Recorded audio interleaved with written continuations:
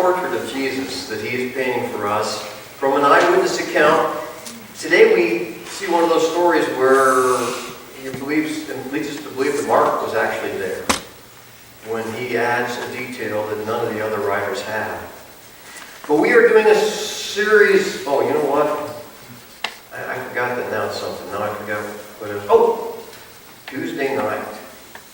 Tuesday night, we're not going to have the game night because of the elections are going to be here. Okay? So we are grateful that we can share our building with our Sun City friends to come and to vote. So they're going to be in here. So Tuesday night, you don't get all those cool refreshments that I usually eat on Tuesday night and wonder how I ate all that on Wednesday morning. Okay, I remember that. Good. He's supposed to say Let's go back to Mark. In the Gospel of Mark, we have seen Jesus now. Oh, by the way, there's something else I was going to say. Since we are doing a series, and sometimes if you can't be here and you feel like you're behind, or you feel like what Gary didn't make any sense because you missed last week, we are experimenting with recording the sermons. So we will get you the link if you want to be able to catch up or to look at it again and say, are you sure he said that? Yeah. Sometimes I have to look at it and say, wow, did I really say that? So, we are in a series, and we are in a very important part of the book of Mark. Last week, we saw Jesus in conflict with the religious leaders.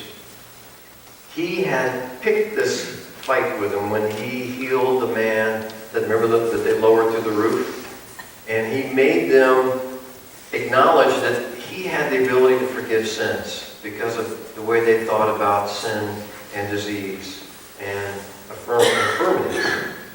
And since then, they've been trying to pick on Jesus. And you and I in our sinful nature, you can probably relate to this. When somebody's on the other side, when someone doesn't agree with you, you just start to look for reasons not to like them. Well, they don't know what to do with Jesus. We've got religious leaders coming all the way from Jerusalem, and I should have put a map up so I got a new pointer I can't wait to use when I put a map up.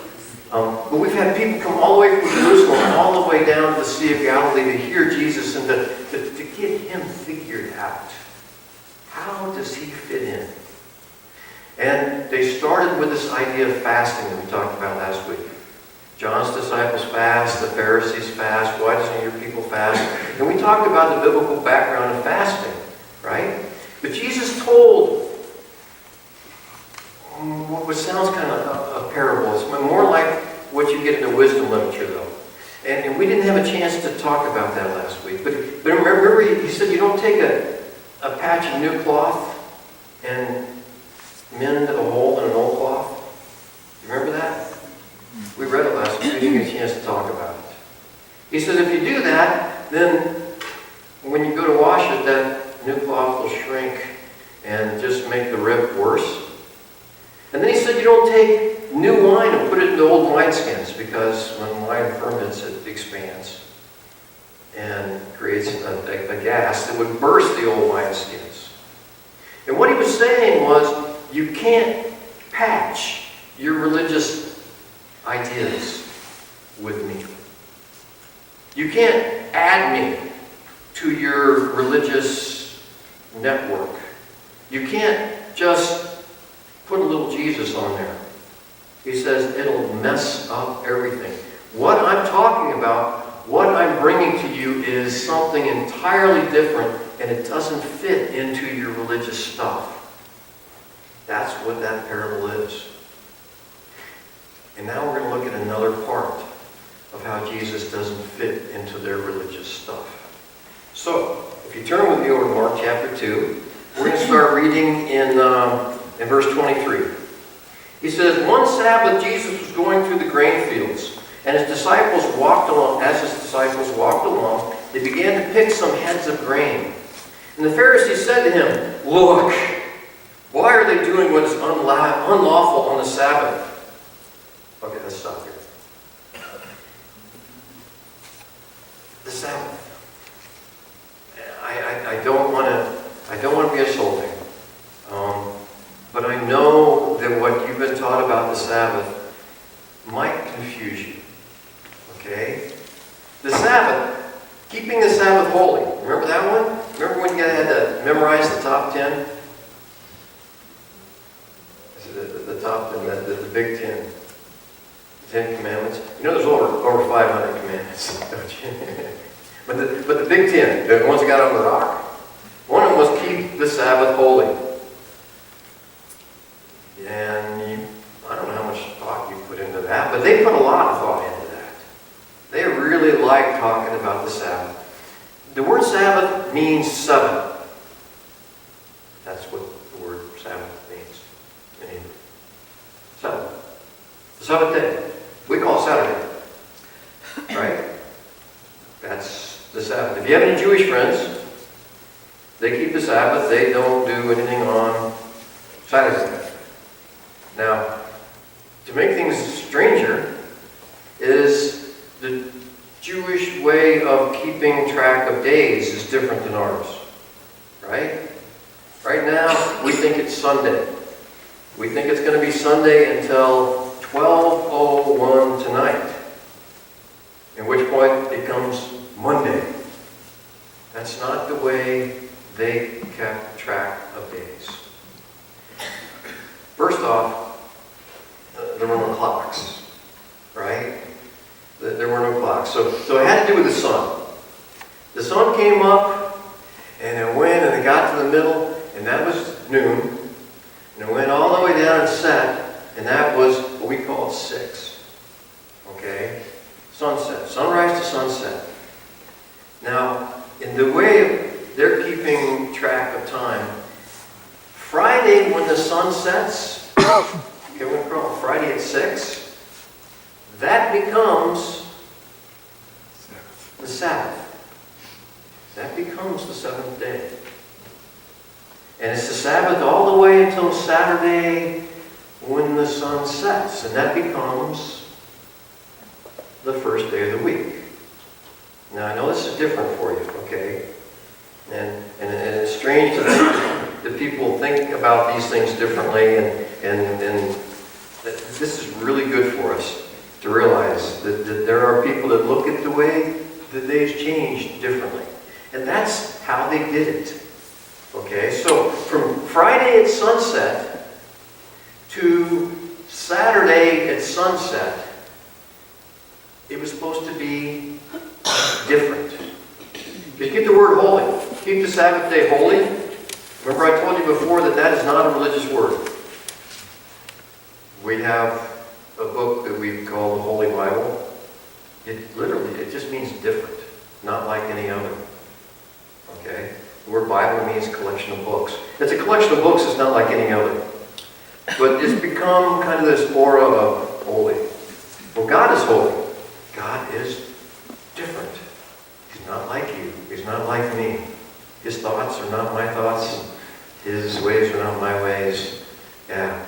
That's what holy means. So you had this whole day you were supposed to be different. What does that mean? Well, you know the Jewish background was it was the only culture that had a day set aside to rest. You know how unusual that was in the ancient world? Where everybody worked 7 days a week.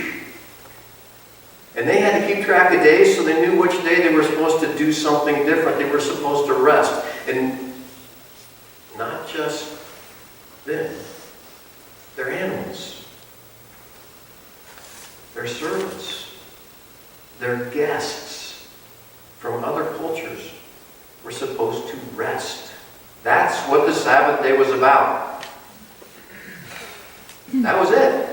And it was a strange thing that their religion would actually ask them to take a day and make it different. Now, here's some things to think about. At the time that God gave them that command, how many of them had desk jobs?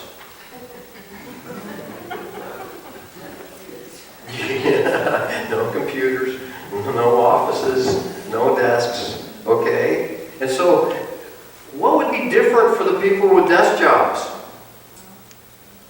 To sit at home? When you miss the whole concept of what it was like, what this was about our physical well-being. That's what this was about. God acknowledging that you and I, we get tired. You and I, we wear out.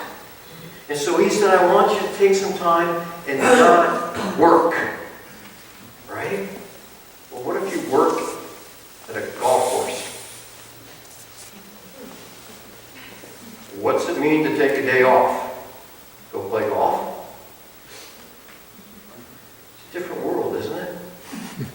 But the concept is there. The concept is God is recognizing that we wear out and we need rest, which is really, really encouraging if you think about it. And that's what the idea of the Sabbath day holy. Now, the problem is when you get religious folks, they want to define what that means. What does it mean to work? Is walking work? Well, yes, it could be. How far do you have to walk before it's work? I think you can walk a mile. After that, it's work. Okay, what about carrying things? Is that work? Yes, that is work. Well, you have to carry things. I mean, how do you not carry things all day? Well, okay, so you can carry a little bit. Well, how much can you carry? Do you see where this is going? They have books and books and books written about what is work and what is not. Right? And here are Jesus' disciples. And they are walking with Jesus through somebody's grain field. You don't want to do that to people. And farmers don't really like it when you walk through the grain field. Okay. But they were walking through the grain field. And they were picking the grain and they were rubbing it and popping it in their mouth. That constitutes food preparation. That is against the rules for the Sabbath. They are breaking the Sabbath. Oh, come on. But this is the way the religious world is, isn't it? And they were following Jesus around until somebody saw his disciples rubbing some grain together. Have you ever just picked a piece of grass and put it in your mouth? Does that constitute food preparation?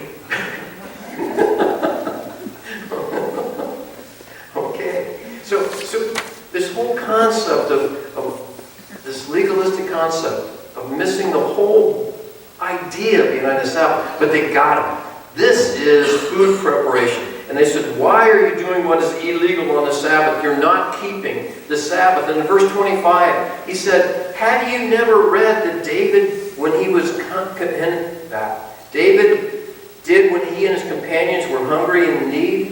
In the time of Abiathar, the high priest, he entered the house of God and ate the consecrated bread, which is only lawful for priests to eat. And he also gave some to his companions. Okay, first off, when you ask a religious person, have you never read? Well, that's insulting. Of course they've read that story. You know, that's what they used to do on the Sabbath. That they would get together and read Scripture. They didn't have printing presses. They didn't have books. They didn't have a copy of Scripture at home unless they were very, very wealthy. So what they did is they gathered, and they called it the synagogue, which means gathering. That's unique, isn't it? Right? We come to church. You know what church means? Gathering. Yeah, that's what it means. Okay. We assemble. We come together. But when they would come together on the day off because they didn't have anything else to do and they had the time, and so they would come together and they would They would pool their money and they would buy copies of Scripture. First they would buy the Torah, the law. And when they did that, then they would collect more money, and then they would buy the prophets, or the writings, or Psalms. And they would go and they would listen to these things read. And then they would have somebody comment on them, a rabbi. And when Jesus went to the synagogues, they would often ask him to comment on Scriptures that was read. And by the way, guys, that has nothing to do with worship. Never considered worship, never called worship. That's not what that was. Yeah. Worship means to fall on your face and to acknowledge God is God and you're not. They came together to hear Scripture. And so when Jesus said, haven't you ever read this? Boy, you see their hair in the back of their head stands up. Well, of course we've read that. Right? Hey, how did they feel about David? They really like David. Okay? They're looking for David. They're looking for the kingdom of David. That's what they're looking for. And he said, oh yeah, about your favorite guy, David. He ate the stuff the priests were supposed to eat. How do you guys feel about that? Yeah, but that was David. An interesting answer that Jesus gave them. He says, then he said to them, are you ready? The Sabbath was made for man, not man for the Sabbath. So the Son of Man is Lord even of the Sabbath. Let's pick that apart. The Sabbath is made for man. Why did God give them the commandment to take a day off? By the way, did you guys know this is how we got our weekend? Did you know that? Yeah. 2 days. We get 2 days, right? How long has that been? Not very long. Yeah. A little more than 100 years. It used to be that people worked every day until finally somebody said, Sunday is the Lord's Sabbath. And so they made it where you couldn't work on Sunday. And then we had our Jewish friends. And we had our Seventh-day Adventist friends. Have you ever wondered Seventh-day Adventist? Right? When did they get together? On Saturday. So, now we have 2 competing days for making it special for God. We got Saturday and we got Sunday. And you got them both.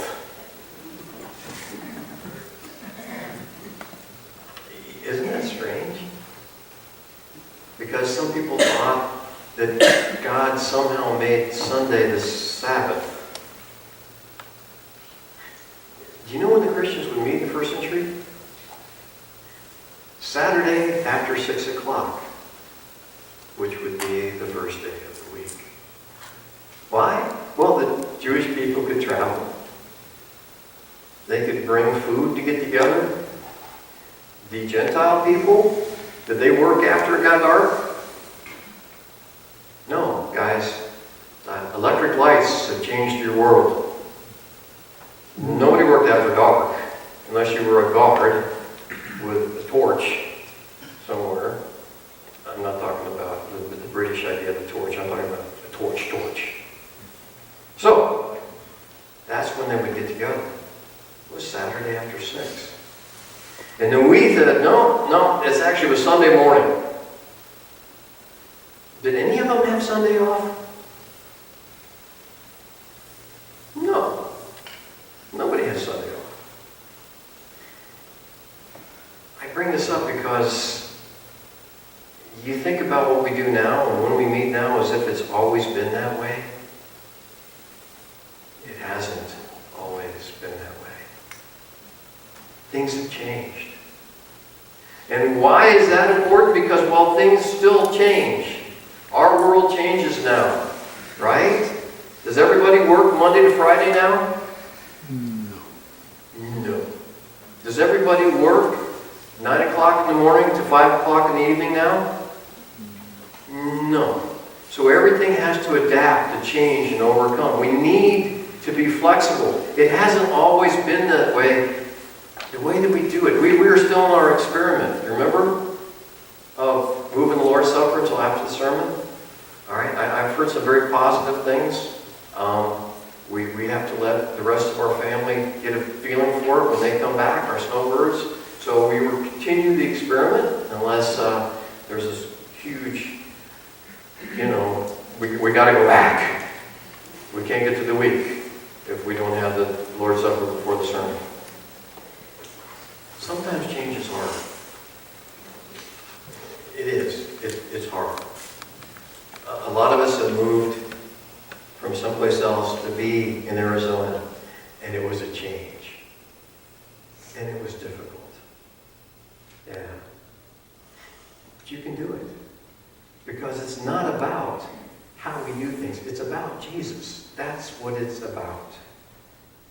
What we do is we come and we give each other the courage to keep our eyes on Jesus. That's what we do.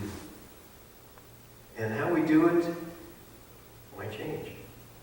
It has changed. It's changed in your lifetime. Yeah. How many of you have ties on this morning? No. When you were a kid, could you go to, well, you got a bolo tie. That works. That fits. Carl. Yeah. Was that true when you were young? Would you go to church without a tie? Yeah. How many of you women don't have a dress on or wearing slacks?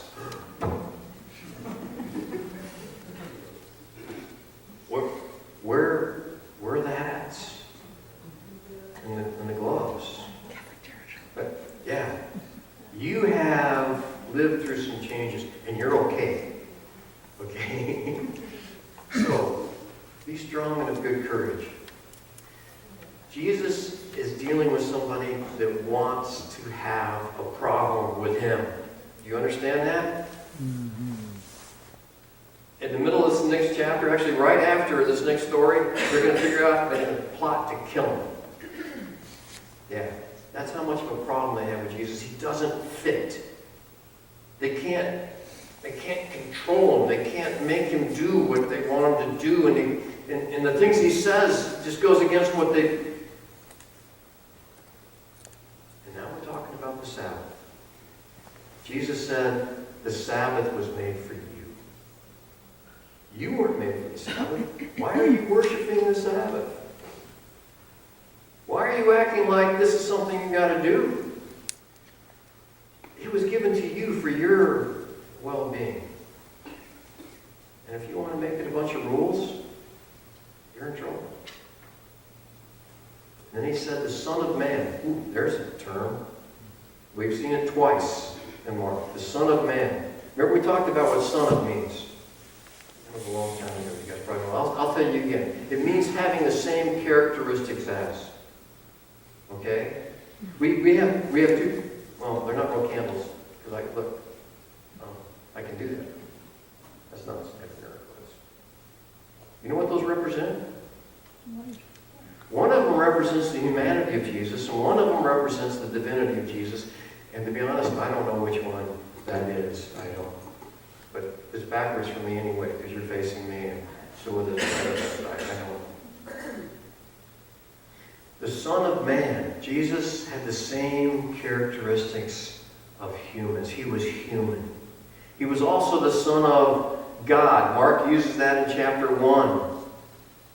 The same characteristics, the same essence as God. And he says the Son of Man is Lord even of the Sabbath. How well did they take that? They hated that. They hated that. They would rather use the Sabbath as a bunch of rules so they could compare themselves to somebody else. They could say, they're doing it right, they're doing it wrong, obviously I'm doing it better than everybody else. And they completely forget what it meant. Let me give you another example. Another story. Let's Mark give you another example.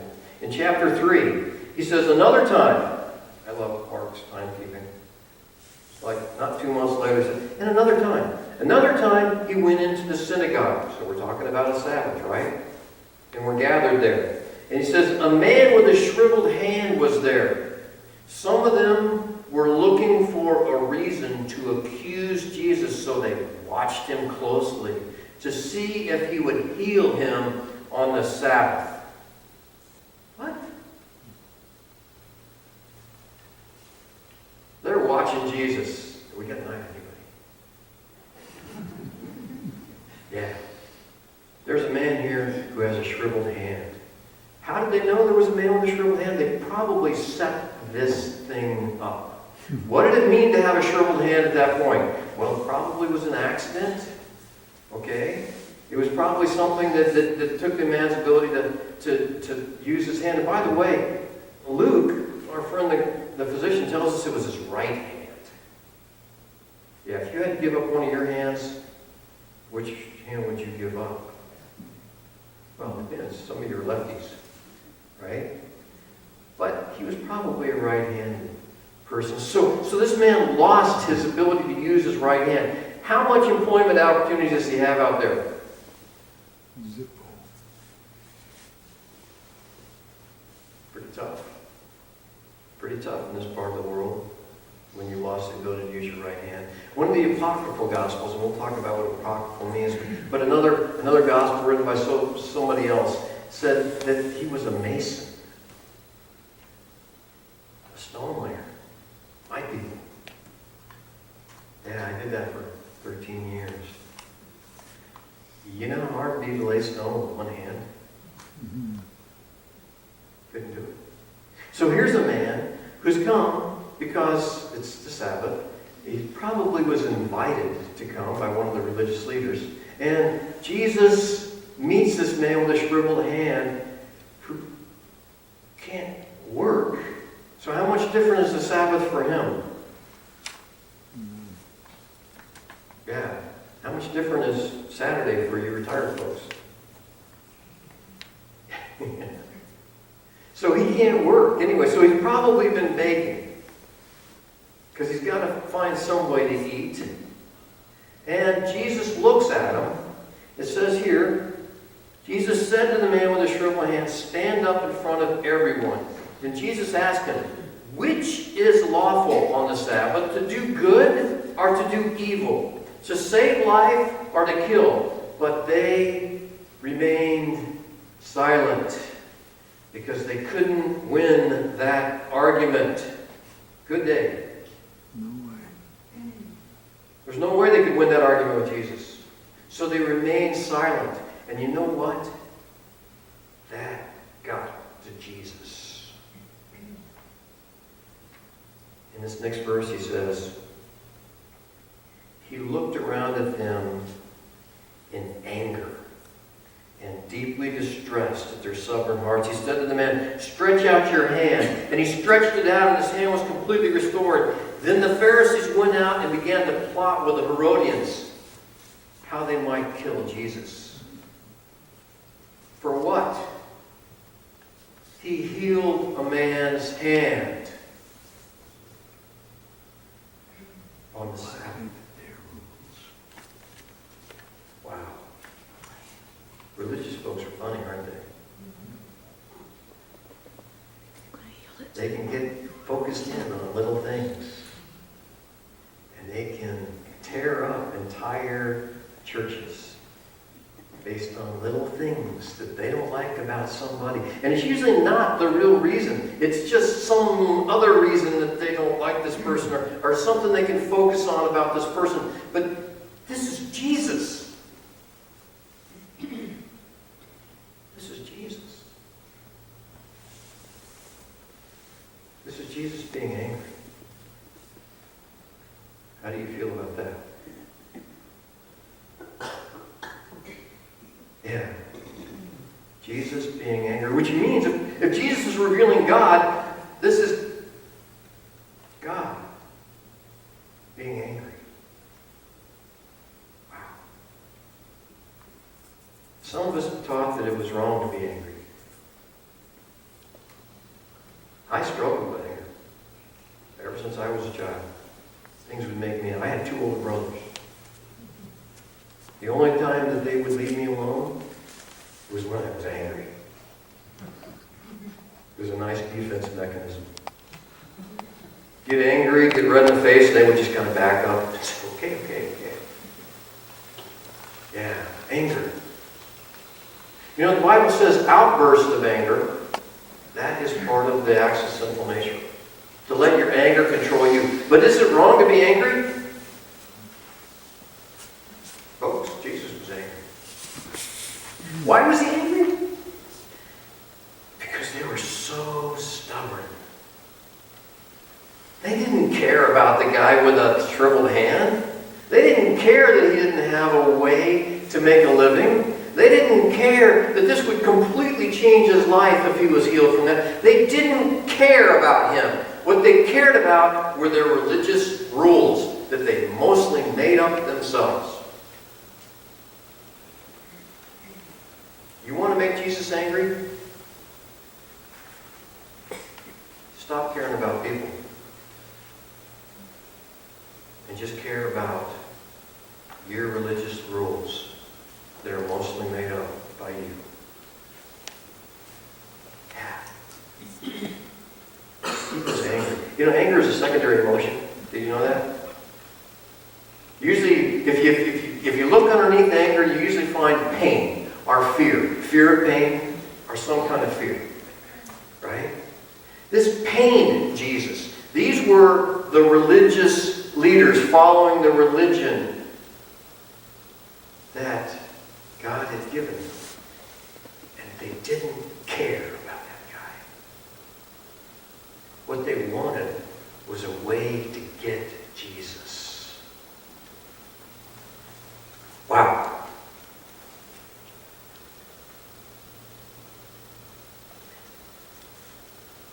The man had a withered hand. Jesus knows what it's like to be flesh. Jesus knows what it's like to work with his hands. He was a carpenter. Jesus knows what it's like to pay his bills with his labor. He knew that. He knew how important that was. And he cared. And he made some really good enemies that Saturday. And if you notice who they were, it's really interesting. The Pharisees. Remember I told you that means the separatists, those ones who like to keep themselves separate, away from everybody else, right? And who did they get in league with? The Herodians. What in the world is a Herodian? Well, it's somebody who's in the camp of Herod. Herod, the ones that are in power now are descendants of Herod the Great. Herod that killed so many people. Herod that the Jewish people hated because he wasn't really Jewish. Herod that the Pharisees could not wait to get rid of when the kingdom of David comes. And now they are willing to work together to get rid of Jesus.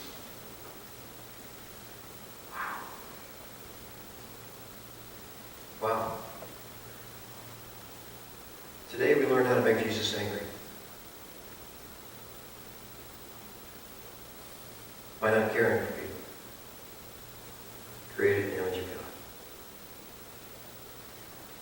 Letting our religious stuff get in the way of letting our hearts be touched. This congregation is great at gathering food for people who don't have food. When we come together and we have the courage to keep our eyes on Jesus, then we are going to have the courage to learn to care about other people. Because that's what Jesus does. And he cared about you. He still cares about you. He cares so much that he took the physical body he had and he laid it down. And he asked us to come and to remember that. To remember the body and the blood of Jesus. And we're going to do that now as we take the Lord's Supper. First, we're going to sing a hymn to prepare ourselves, and then we're going to come forward. And if you can't come forward, you can raise your hand and somebody will bring you the elements.